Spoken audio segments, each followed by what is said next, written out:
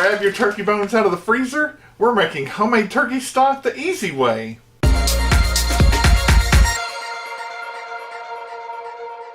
Welcome to Help at Home, your resource for great recipes and easy learning. I'm Jim Hightower. Today we're making homemade turkey stock.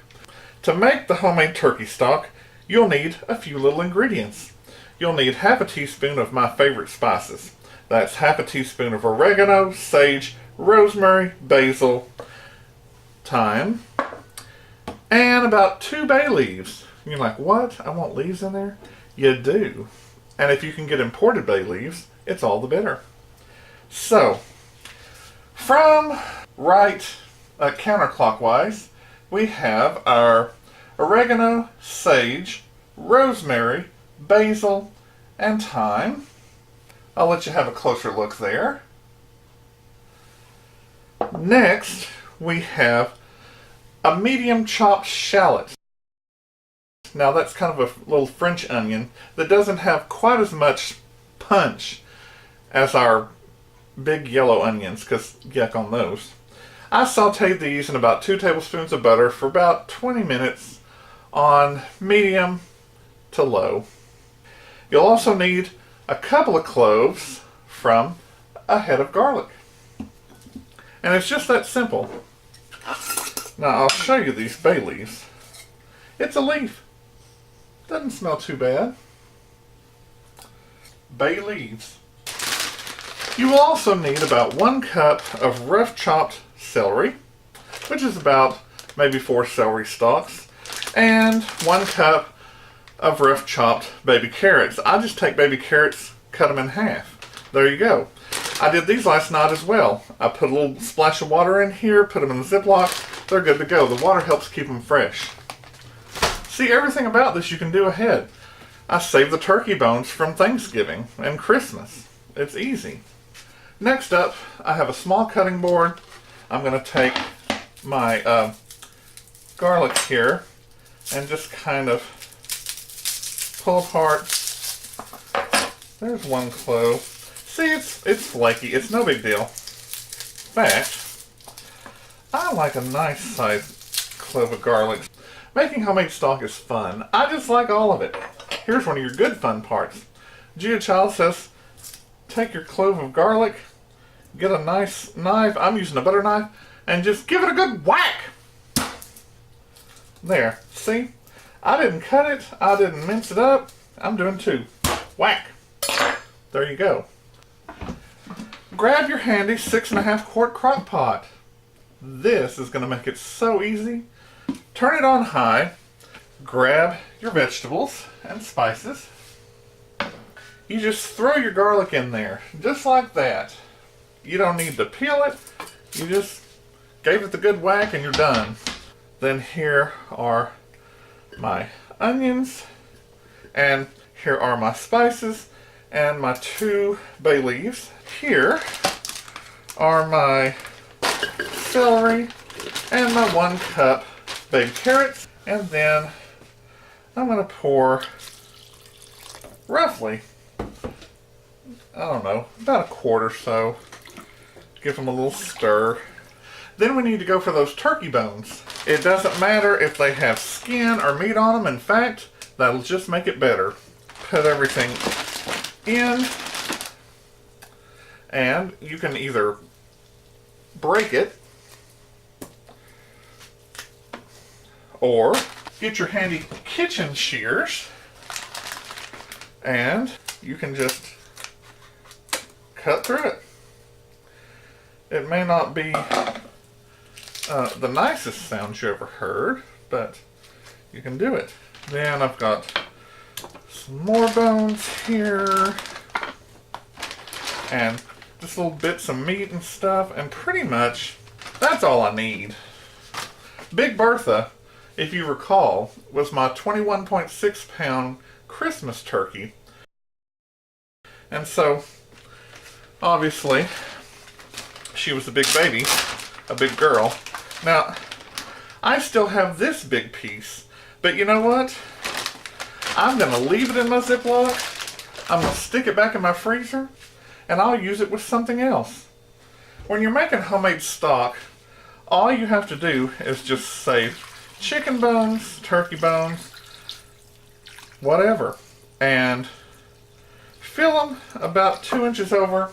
We leave this on high for about an hour because we want that water to get nice and hot. Now, I also gave it the best bit of luck that it could.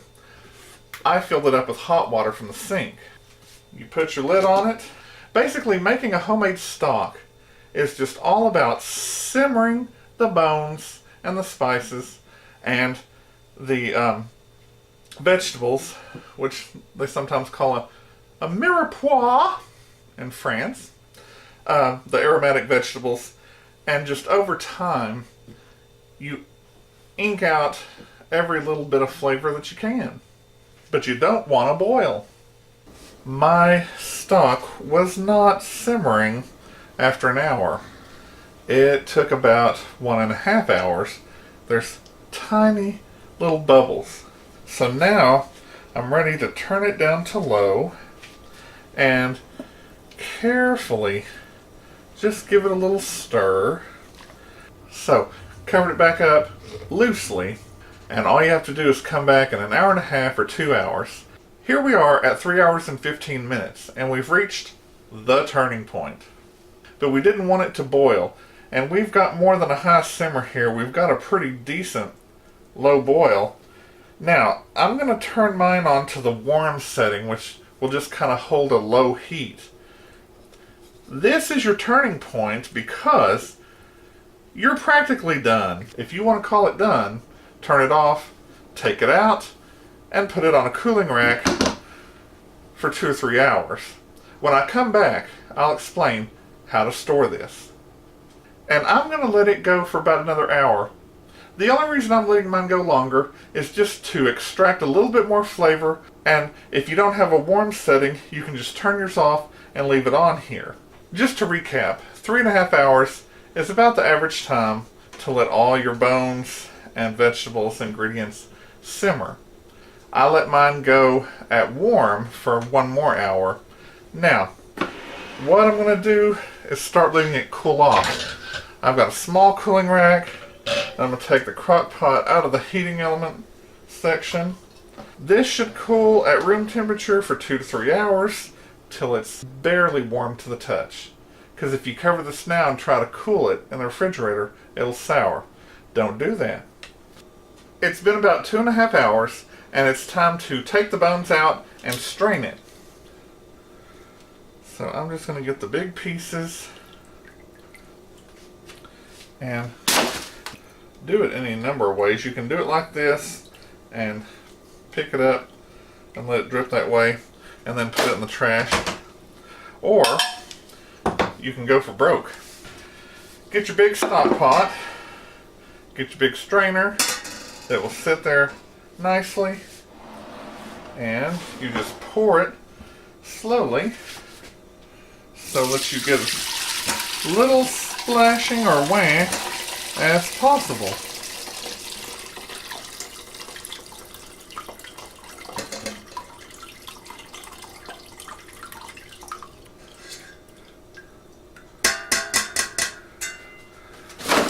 This is nice and clear, and now that we have it in a new pot and it's much cooler to the touch, we can put it into the refrigerator just like this, uncovered, and let it cool probably overnight or 3 to 5 hours.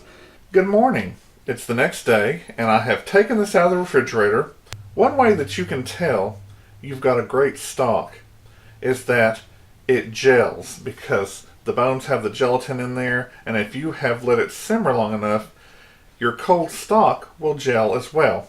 So let's get this turkey fat off the top, and I just have an old slotted spoon, and I scrape that fat off, and if you look in there, see, watch it wiggle. It's not jello, but it's gelatin.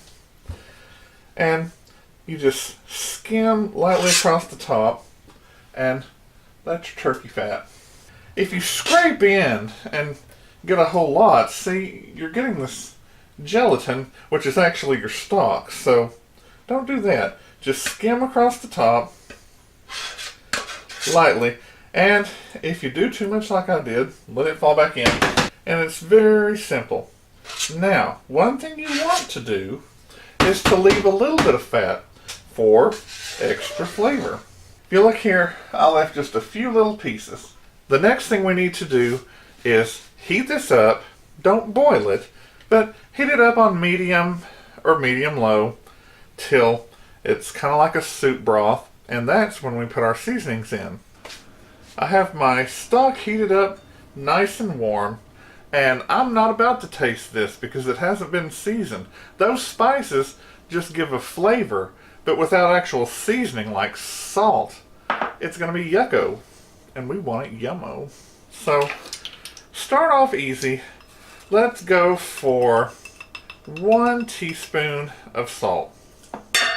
Now I switched to this plastic slotted spoon because my metal one was so noisy. Have a little tasting cup. Get me a little bit here and see what I think. To your health.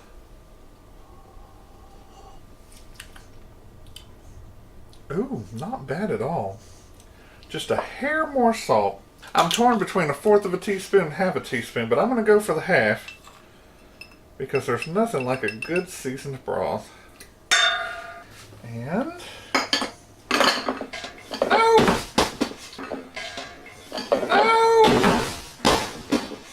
No! 100 points right in the trash can. You couldn't do that if you tried. Luckily for you and me, I have a secondary soup ladle, so here we go. Give myself a little bit extra there. Maybe a little more. Here's to your health again. Perfect. Oh, that's just yummy. I'm going to get a nice, healthy ladle of this and just let you see how yummy it is. Look at that. It has a beautiful color. Let it cool to room... Not again. Let it cool to room temperature, and then you're ready to store it. You can freeze it for up to 3 months. That's 90 days. Take it out and use it when you're ready. So if you made it this week and you're like, I don't know what I'm going to do with this, freeze it, because next week I'll show you what to do with it.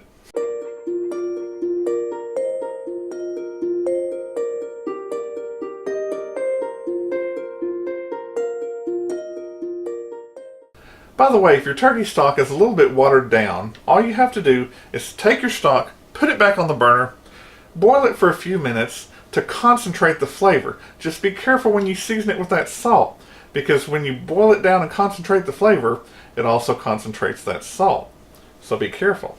If you like this recipe for super delicious turkey stock, give it a thumbs up. Subscribe and share with your friends who like to cook or just want to learn how. Drop me a line in the comments below about your experiences with this recipe and what else you'd like to see in the kitchen.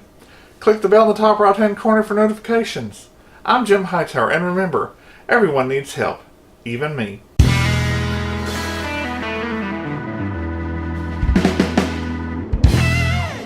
Grab your turkey bones. One more time. Grab your turkey bones. The next thing you need is to grab your 6.5 quart coffee pot here. You can put that in the freezer and store it for up to 30 days. Well, if you like this recipe for delicious homemade turkey stock, something you've probably never had before, give it a thumbs up.